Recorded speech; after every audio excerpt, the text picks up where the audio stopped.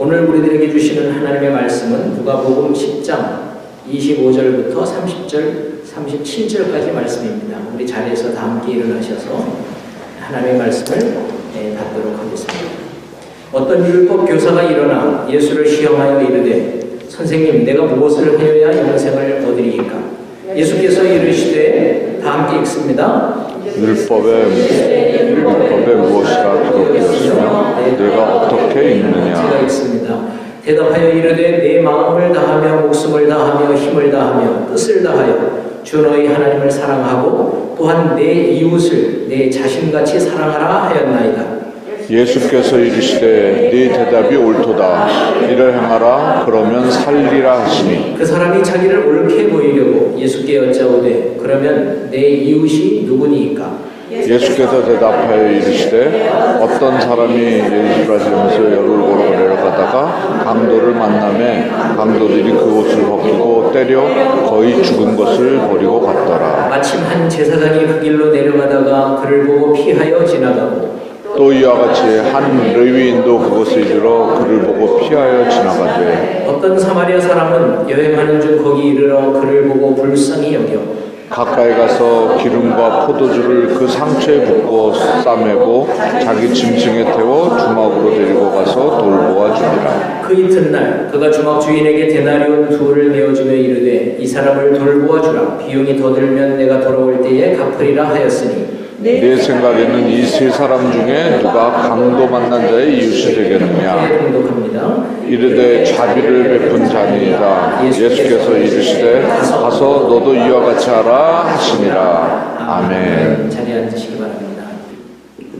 신약 성경을 보면 예수님께서 말씀하신 비유들이 아주 많이 기록되어 있습니다. 비유, 헬라어로 파라볼레라고 하죠. 패러블, 파라라고 하는 단어가 옆에 이런 뜻을 가지고 있기 때문에 여기서 나온 단어들이 영어에도 많이 있습니다. 평행, 패러렐, 파라철, 시부문 이런 거 할 때 파라가 다 여기서 나온 것이죠. 예수님께서는 하늘의 진리를, 즉 감추인 것을 드러내기 위해서 땅의 사건으로 표현하는 그와 같은 방식으로 이 비유를 택하셨습니다. 그래서 주로 하나님의 나라와 구원에 관해서 설명하실 때 이 비유의 방법을 사용하셨습니다.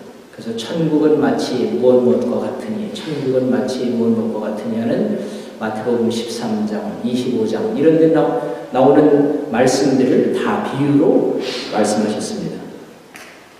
오늘 우리가 읽은 본문 말씀, 비유 중에 아주 대표적인 선한 사마리아인의 비유라고 불리우는 이야기인데요. 이것은 한 율법 교사와 예수님과의 대화로 시작을 합니다. 본문에는 율법 교사 이렇게 나와 있지만 같은 말씀이 마가복음에 있는데 그곳에서는 서기관으로 표현하고 있습니다. 예수님 당시에 율법 교사나 서기관이 된다고 하는 것은 굉장히 힘들고 어려웠습니다. 율법학자나 서기관이 되기 위해서는 먼저 스승이 있어야 합니다. 그 스승으로부터 오랜 기간을 혹독한 훈련과 학습 과정을 거쳐야 됩니다.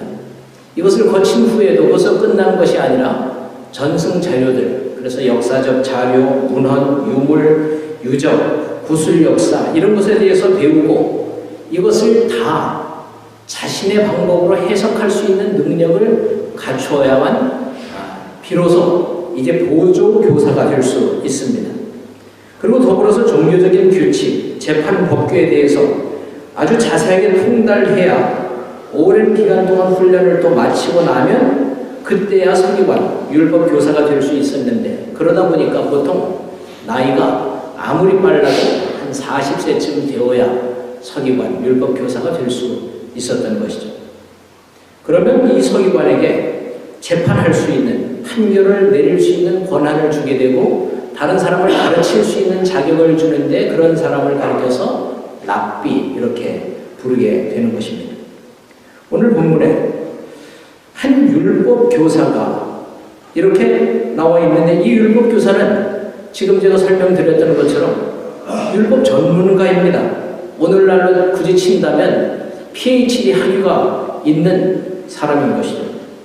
이 전문가가, 율법에 대한 전문가가 비전문가인 목수 출신의 예수님, 그것도 나이가 30대 초반의 예수님께 나와서 질문을 합니다. 그 질문을 하는 이유가 있습니다. 오늘 성경은 예수를 테스트하기 위하여, 시험하기 위하여라고 말하고 있습니다. 테스트한다고 하는 것은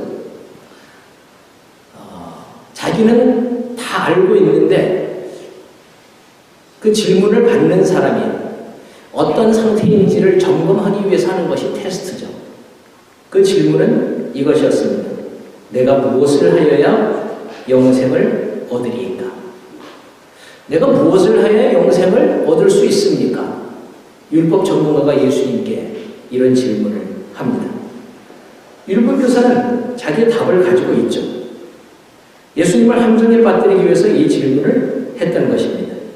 자신이 아주 전문가인, 전문 분야에 능통하게 잘 알고 있는 이 종교적인 논쟁을 영생에 관해서 하기 위해서 지금 예수님께 질문을 했던 것입니다. 근데 예수님께서 이 질문을 받으시고 한마디로 상황을 역전시킵니다. 이 상황을 역전시키는 것은 이 율법교사가 내가 무엇을 해야 영생을 얻을 수 있습니까? 질문을 한 가지를 했는데 이 상황을 역전시키는 것은 역으로 질문을 하는 것이죠. 그리고 그 질문은 두 가지였습니다.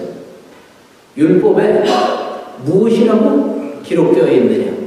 그리고 너는 이것을 어떻게 읽느냐? 즉 율법교사가 가지고 있는 지식처럼 율법에 기록된 것은 어떻게 기록되었고 이것을 너는 어떻게 해석하느냐? 이 두 가지 질문을 합니다. 이 율법교사는 예수님을 함정에 빠뜨리기 위해서 질문을 했다가 굉장히 당황을 합니다.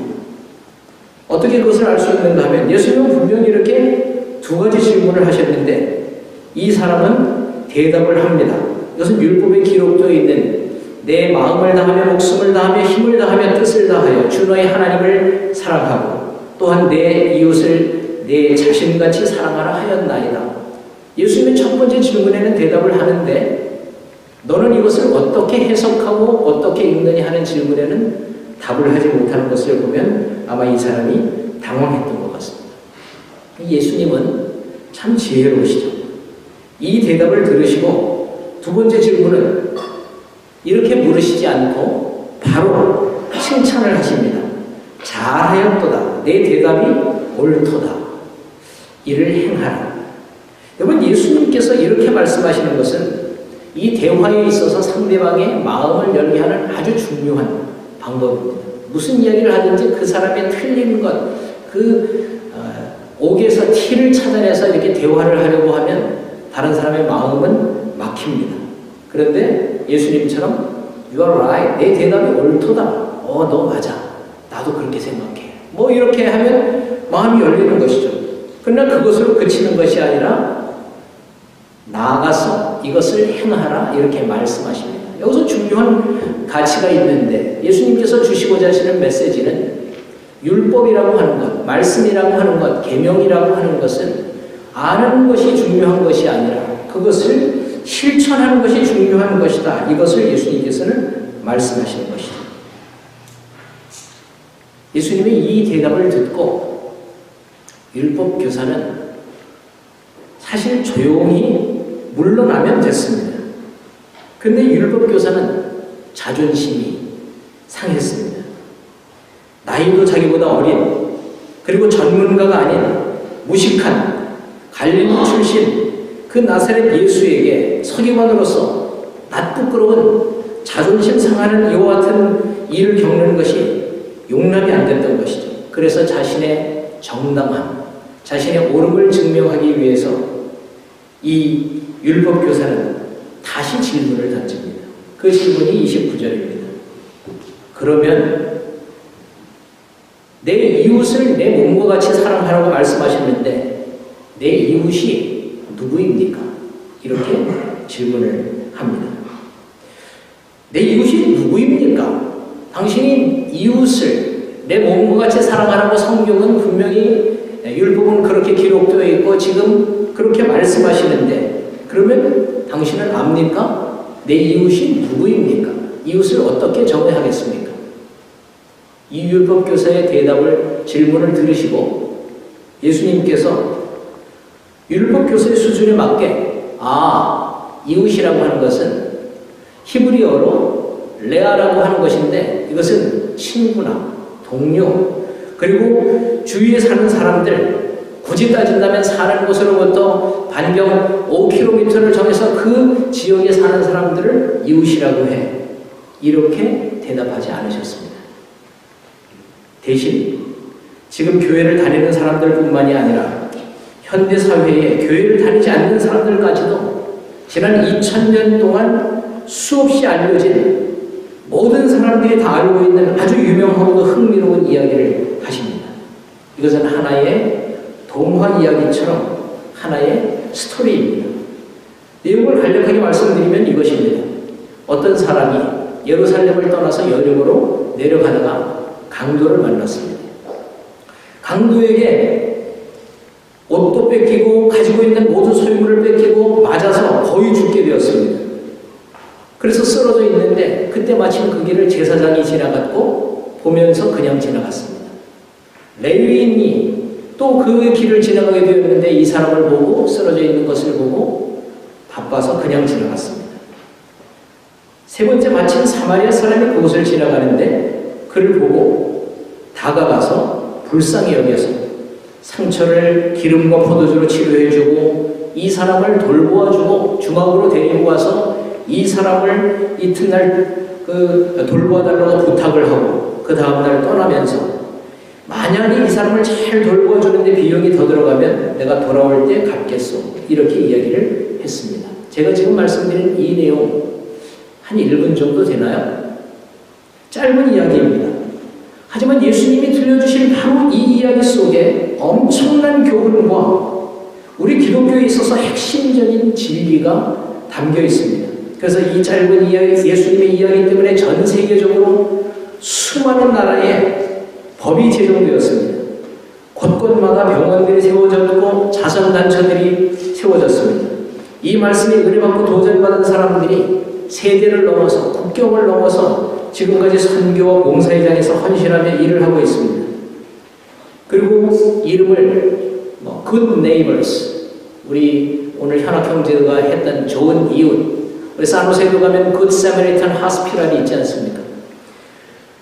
다음 주에 우리가 교회 지방회를 하는 선한샘 교회, 이런 이름들이 다 오늘 본문 누가복음 10장 이 본문에서 나온 이야기인 것이죠. 그리고 많은 나라들에서 위험에 처한 사람들을 우선 도와야 된다. 이런 그 사마리탄 러우라고 하는 것이 정해졌습니다. 한 예로 지금부터 한 10여 년 전에 영국의 왕세자비였던 다이애나가 프랑스의 한 지하터널에서 교통사고로 죽음 직전에 있었을 때 그 뒤를 따라가던 파파라치들이 응급차가 오기 전에 그리고 이 다이애나를 치료하기 전에 막 사진을 찍었습니다. 그 사건을 목격하고도 그들이 할 수 있는 응급처치를 하지 않고 도울 수 있는 일을 뒤로 미루고 사진 찍는 일에 아주 열심히 했죠. 나중에 이 사람들이 처벌을 받았습니다. 그 처벌의 이유가 굿 사마리탄 로우를 어겼다고 하는 이유였습니다. 미국에도 선한 사마리아인 법이 있습니다. 그것은 모든 병원은 의사들은 환자의 재정 상태나 그 사람의 무슨 그 경제 상태와 상관없이 일단 사람을 치료해야 된다. 이런 법이죠. 저희도 이 굿 사마리탄 로우의 혜택을 받았던 적이 있습니다. 지금부터 꽤 오래전 한 18년쯤 된 것 같은데 저희 큰 딸이 굉장히 이렇게 속이 아팠습니다. 장이 아파서 굉장히 오랫동안 고생을 하는데 그 당시 제가 보험이 없었기 때문에 병원을 가지 못했습니다. 그렇게 미루다 보니까 나중에는 너무 심해서 막 피를 많이 흘리고 그렇게 하는 거예요. 그래서 결국 어느 날 저녁 급하게 그 당시 산타로사에 있던 서로 하스피랄이라고 하는 곳을 응급실로 갔습니다. 그곳에서 체크업을 하더니 바로 피를 수혈하고요. 그리고는 앰뷸런스로 너무 상태가 안 좋다고 하면서 샌프란시스코에 있는 CPMC 대학병원 캘리포니아 퍼시픽 하스피럴 메디컬 센터 그리로 옮기는 것입니다. 저는 이제 앰뷸런스를 뒤따라가면서 걱정이 아주 가득 찼습니다. 걱정이 두 가지였는데 먼저는 제 딸이 얼마나 아픈데 어떤 질병이기 때문에 고치지 못하면 어떻게 할까? 이것이 걱정이 되었고 그 걱정과 함께 또 한 가지는 미국은 병원비가 비싸다고 하는데 제가 보험도 없고 재산도 없는데 만약에 갔는데 우리를 치료해 주지 않으면 어떻게 하나 걱정이 있었습니다. 그런데 그 걱정은 기우였습니다. 도착했더니 디파짓을 요구하지도 않고요. 무슨 레지스트레이션 원고과에 가서 등록해라 이런 것도 요구하지 않고 일단 아이가 필요하니까 그 아이 치료에 필요한 모든 치료를 입원 수속부터 17일간을 입원해 있었는데 모든 치료를 할 수 있는 최선을 이 사람들이 다 하면서 치료해 주었습니다. 이것이 선한 사마리아인 법의 혜택을 제가 받은 것이죠. 이 말씀의 배경이 오늘 말씀에 있는 선한 사마리아인의 비유인 것입니다. 예수님께서 오늘 말씀을 하시면서 여러 계층의 사람들을 등장시키죠. 강도 만난 사람이 있습니다. 이 강도 만난 사람과 연관된 세 종류의 사람이 있습니다. 한 종류는 제사장, 레위인, 그리고 강도도 있죠. 강도. 이 사람을 넘어뜨리고 물건을 빼앗고 쓰러지게 만든, 죽게 만든 강도. 그리고 선한 사마리아인. 그것을 굳이 계층별로가 아니라 어떤 그 분류를 이 사람들을 이 강도 만난 사람을 중심으로 본다면 강도가 있습니다. 이 사람들은 있어서는 안 될 사람입니다. 우리들의 인생에 해가 되는 사람입니다. 두 번째는 분명히 있기는 있는데 있으나 마나한 사람. 우리 주위에 있으면서도 어떤 어려움이 있을 때 도움을 주지 않고 그냥 자기 삶에 바빠서 그냥 지나가는 사람. 레위인과 제사장 같은 이런 직분. 그러나 분명히 우리에게 도움을 주는 꼭 있어야 될 사람, 사마리아인 같은 사람도 예수님께서는 있다고 말씀하신 것입니다. 우리들이 인생을 살다 보면 이런 여러 계층의 사람들을 만납니다. 우리들을 대하는 여러 가지 다른 태도를 가진 사람들을 만납니다. 예수님 당시에도 사회적으로 계층별로 지역별로 사람들은 구분되었습니다. 남자와 여자의 구분이 있었고 어른과 아이의 구분이 있었고 주인과 종의 구분이 있었고 유대인과 이방인, 로마인과 외국인, 상류계층, 소유계층 이런 계층들이 아주 그 벽이 장벽이 높았습니다. 예수님께서는 오늘 이 말씀을 하시면서 그 말씀 가운데 분명히 언급하고 계시지는 않지만 이 모든 장벽을 깨뜨리시는 말씀을 하십니다. 이것은 선한 사마리아인을 등장시키면서 이 선한 사마리아인이 그 사람의 신분과 또는 살고 있는 지역과 그 사람의 지위와 상관없이 이 사람이 한 삶, 행동, 실천을 가지고 이 모든 장벽들을 사람들이 가지고 있는 고정관념을 깨뜨리셨습니다. 여러분 예수님께서 어떤 신학적인 논쟁이나 학문적인 논쟁으로 그들의 생각을 깨뜨리신 것이 아니라는 것입니다. 예수님은 사람이 행함으로 실천하는 한 사람의 삶을 말씀하심으로 그 장벽을 깨뜨려 주신 것입니다. 예수님은 이렇게 말씀하셨죠. 제사장과 레위인은 피하여 지나갔다. 그들에게도 피하여 지나갈 만한 분명한 이유가 있었을 것입니다. 그렇지만 한 사마리아인을 등장시키면서 이 사마리아인은 이 강도 만난 사람을 보고 불쌍히 여겨서 다가가서 그를 치료해 주었다. 예수님께서 이렇게 말씀하셨습니다. 1978년도에 사회 심리학자인 존 달리라고 하는 사람과 프린스턴 신학대학교의 교수였습니다. 데니얼 베이슨이라고 하는 이 두 사람이 오늘 본문에 나오는 착한 사마리아인 이 실험을 프린스턴 신학생들을 대상으로 했습니다. 학생들을 두 그룹으로 분류를 했습니다. 한 그룹에게 이제 설교를 하는데 설교 본문을 당신들 마음대로 한번 성경 가운데서 찾아라. 이렇게 설교 준비를 시켰고, 다른 반 그룹에게 누가복음 10장에 나오는 선한 사마리아인의 비유, 이 비유를 가지고 당신들은 설교를 해라. 설교를 지금부터 준비해라. 그리고 이 사람들에게 설교하는 시간을 정해주었습니다. 한 그룹에게는 내일 저녁에 설교를 해라.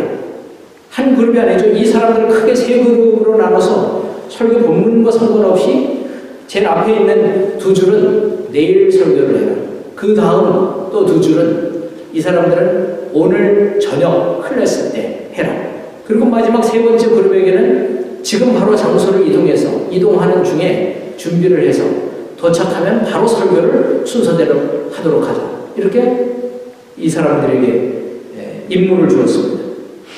그리고는 이 존과 데니엘이 전문 연기자를 미리 고용해서 이 신학생들이 그 설교 임무를 맡고 이동하는 그 가운데 설교를 하러 가기 위해서 교실로 가는 그 길 중간쯤에 연기자를 노숙자처럼 쓰러져 있게 했습니다. 그리고 한 사람 한 사람씩 이것을 보냈습니다.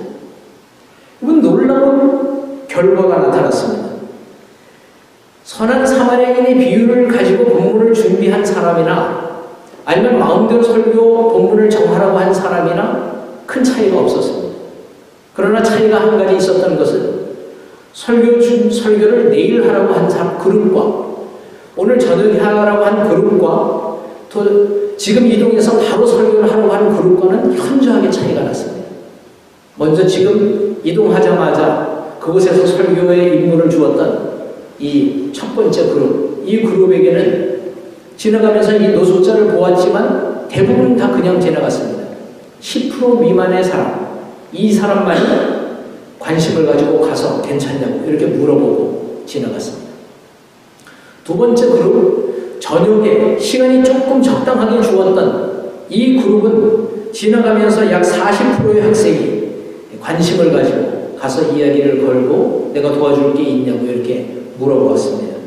세 번째 그룹이 시간을 넉넉하게 주었던, 내일까지 이렇게 넉넉하게 주었던 이 사람들은 설교 본문을 무엇으로 준비했는 것과 상관없이 약 63%의 학생들이 쓰러져 있는 이 사람을 가서 도와주었다는 것이죠.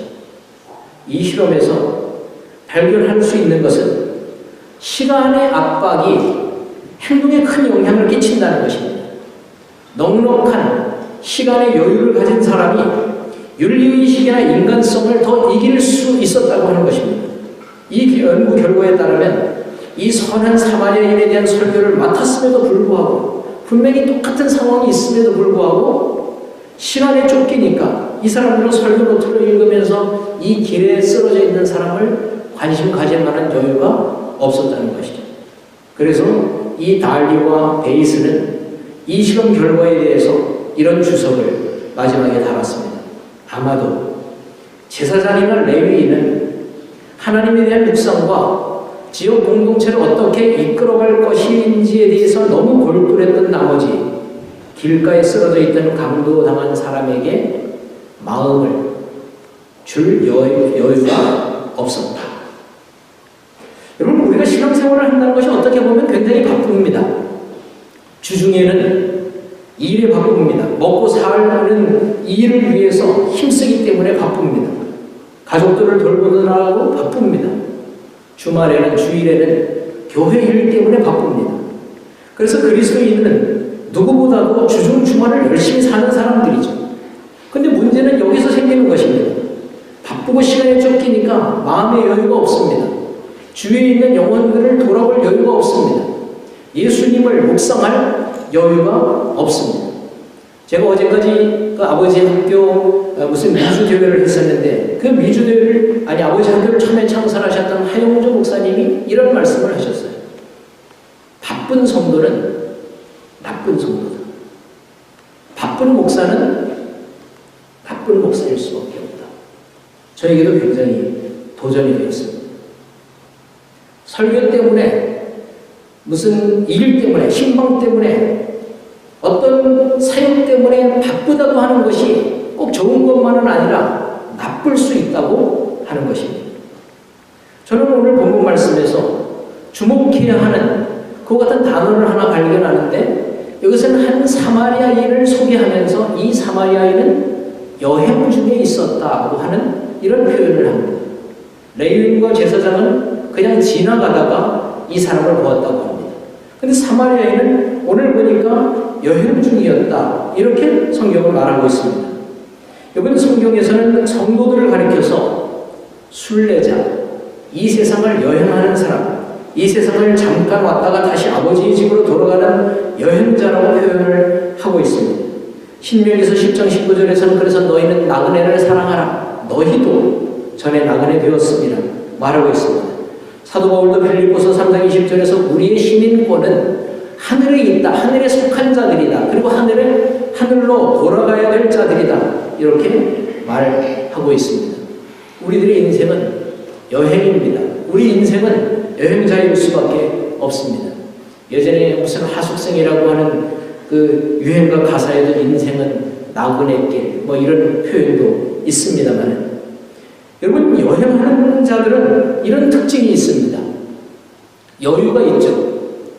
저도 지금부터 한 10여 년 전에 그 교회에서 영적 재충전 기간으로 안식년 그 휴가를 받아서 이 미국 전역을, 본토를 다 한번 여행했던 적이 있습니다. 가야 될 곳이 딱 없습니다. 정해져 있는 것은 없습니다. 시간에 쫓기지도 않습니다. 일단은 모든 곳을 한번 잡고 밟아보리라. 가다가 마음이 동하면 씁니다. 그리고 그곳을 둘러봅니다. 그곳에서 자연을 묵상하고 하나님을 묵상하고 기도도 하고 뭐 성경 말씀도 암송하고 시간 여유를 가지고 이렇게 다녔습니다. 여러분, 여행은 아주 기본적인 것 외에는 소유할 필요가 없습니다. 여행할 때 가방을 작게 패키지하는 것이 필요합니다. 여행은 그만큼 여유가 있습니다. 바쁘지 않습니다. 쫓기지 않습니다. 예수님은 이 땅에 여행자로서 사셨습니다. 그래서 예수님은 들의 백합화를 보라, 공중나는 새를 보라, 여유 있으셨습니다. 길가에 떨어진 씨를 주목하십니다. 옥토에 뿌려진 씨인지 길가에 뿌려진 씨인지 이것을 보실 수 있는 눈을 가지셨습니다. 상한 갈대의 움직임까지, 길 잃은 양의 울음소리에 귀를 기울이셨습니다. 오늘 본문에서 말씀하는 것처럼 강도당에 쓰러진 자의 신음소리를 듣고 그를 보고 불쌍히 여기시고 달려가십니다. 예수님은 하늘보좌를 버리시고 이 땅에 여행자로 오셨습니다. 여행 중에 강도당에 고통당하는 우리를 보시고 불쌍히 여기셨습니다. 그리고 다가오셨습니다. 그리고 자신의 모든 것을 가지고 우리의 상처를 싸매주셨습니다. 그리고 다시 오시겠다고 약속하셨습니다. 오늘 예수님께서 말씀하신 이 선한 사마리아인의 비유는 우리에게 이런 메시지를 줍니다. 인생은 행위가 아니라, 속도가 아니라 방향이다. 삶은 속도가 아니라 방향이다. 이런 책이 있습니다. 이 책을 지은 사람이 전성민이라고 하는 사람인데, 그 책에서 이 저자는 속도라고 하는 압박감에서 벗어나라고 우리들에게 이야기합니다. 방향이 정해져 있다면 조금 늦어도 괜찮다는 것입니다. 언젠가는 멈추지 말고 가기만 하면 그러면 도달할 수 있다는 것이죠. 우리들의 방향은 어디입니까? 우리들이 인생을 살면서 무엇에 우리는 쫓기고 있는 것입니까? 우리에게 허락한 소중한 축복들을 보지 못하고 듣지 못하고 누리지 못하는 그 같은 것은 우리가 쫓기기 때문입니다. 오늘 예수님께서는 율법교사가 내 이웃이 누구입니까? 이런 질문에 이 이야기를 들려주신 후에 예수님은 다시 이 교사에게 질문을 하십니다. 예수님의 이 질문에서 우리는 참 진리를 발견하게 됩니다. 예수님의 질문은 이것이었습니다. 너의 의견에는 이 세 사람 중에 누가 강도 만난 자의 이웃이 되었느냐? 율법교사는 내 이웃이 누구입니까? 내가 사랑해야 될 내 이웃이 누구입니까? 이렇게 물었는데 예수님께서는 그 강도 만난 사람에게 이웃이 누가 이웃이 되어 주었느냐? 이 말씀은 강도 만난 자에게는 다가가서 이웃이 되어 주어야 된다는 것입니다. 그래야 내 이웃을 너 자신과 같이 사랑하라 하고 하신 예수님의 말씀, 하나님의 말씀을 우리들이 실천할 수 있다는 것입니다. 강도 만난 자에게 있어서 이웃은 사마리아인이었습니다. 그렇다면 이 강도 만난 자가 사랑해야 할 대상은 이 사마리아인입니다. 이제 이 강도 만난 자가 여러분 다 치유받고 나중에 새로운 삶을 얻었을 때 그는 자신의 목숨을 구해준 그 생명의 은인인 이 사마리아인을 기억할 것입니다. 감사할 것입니다. 그리고 사랑하고 아마 그 사람 때문에 그 사람이 자기에게 맡겨주신 그 삶을 사랑하는 삶으로 계속 이어졌을 것입니다. 예수님은 바로 그 말씀을 하신 것입니다. 너도 가서 이와 같이 하라. 여러분, 저는 오늘 이 비유를 생각하면서 예수님 자신이 우리에게, 강도 만난 자인 우리에게 선한 사마리아인이심을 말씀하신 것이라는 생각이 듭니다. 여러분, 그 당시 예수님은 이 사회에서 제사장 레위 가문의 출신이 아니었습니다. 갈릴리, 나사렛, 변두리 지역인 작은 동네 출신인 이 예수님은 제사장이나 레위인이나 바리새인들에게 배척을 받으셨습니다. 하지만 예수님은 그 당시 가난하고 병들고 그리고 소외된 사람들을 찾아가셨습니다. 그리고 이웃이 되어주셨습니다. 이런 의미에서 그 당시 유대 사회에서 사마리아인처럼 이방인 취급을 받으셨던 예수님은 강도받는 사람들의 진정한 이웃으로 사셨습니다. 예수님은 요한복음 10장 10절에서 이렇게 말씀하셨습니다. 도둑이 오는 것은 도둑질하고 죽이고 멸망시키려는 것뿐이요 내가 온 것은 양으로 생명을 얻게 하고 더 풍성히 얻게 하려는 것이라. 저는 오늘 말씀을 정리하면서 여러분에게 질문을 드립니다. 인생을 살아가면서 강도를 만난 우리에게 다가오셔서 생명을 주시고 치유를 주신 이웃은 과연 누구입니까? 그렇다면 우리는 누구를 사랑해야 합니까? 우리는 예수님을 사랑할 때 한 영혼을 사랑할 수 있습니다. 예수님을 진정으로 사랑하면 예수님께서 하셨던 것처럼 한 영혼을 바라볼 때 그냥 보고 지나가는 것이 아니라 불쌍히 여깁니다. 눈에서 가슴으로 옵니다. 가슴에 있는 그 마음이, 감정이, 사랑이 발로 이어집니다. 다가갑니다. 그리고 우리의 손을 내밀어서 그 사람을 돌보아 줍니다. 케어합니다. 내가 가지고 있는, 내가 받은 그 모든 사랑을 나눌 수 있는 것입니다. 저는 우리가 참 이웃인 예수님을 발견하고 그 예수님을 나누는, 가서 이와 같이 행하라 하신 예수님의 말씀 앞에 순종하는 자들이 강도받는 자의 진정한 이웃임을 믿습니다. 저와 여러분이 그와 같은 삶을 살아야 되겠습니다. 기도드리겠습니다. 주님, 우리가 쓰러져 죽어가고 있을 때 우리를 찾아오셔서 우리의 손을 붙들어 주시고 내가 너를 사랑한다. 너는 나의 자녀다. 말씀하여 주신 주님의 음성을 기억합니다. 주님, 그 음성을 들은 저희들이 주님을 사랑하고 그리고 주님께서 우리들에게 맡겨주신 가족을 사랑하고 한 영혼을 사랑하는 그와 같은 삶을 살아갈 수 있도록 저희들에게 이 시간 넘치는 사랑과 생명의 은혜를 더하여 주옵소서. 예수님의 이름으로